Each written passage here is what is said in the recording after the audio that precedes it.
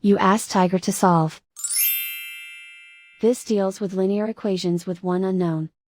The final result is u equals 12. Let's solve it step by step. Group all constants on the right side of the equation. Add 17 to both sides. Simplify the arithmetic.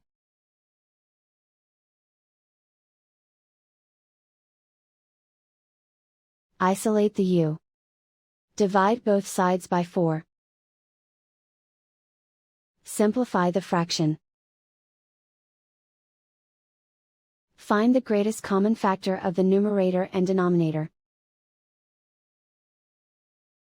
Factor out and cancel the greatest common factor.